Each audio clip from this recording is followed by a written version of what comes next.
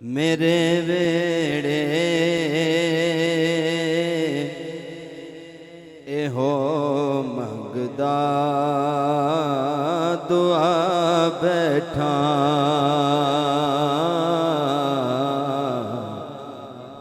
हुआ जावे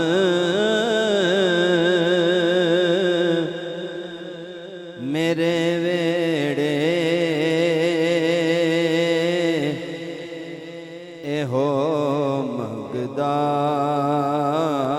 दुआ बैठा होना लंघना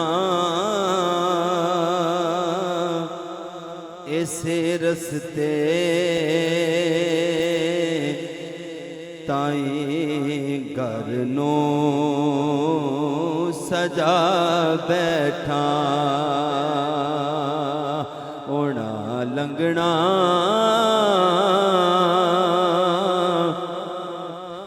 ऐसे रस्ते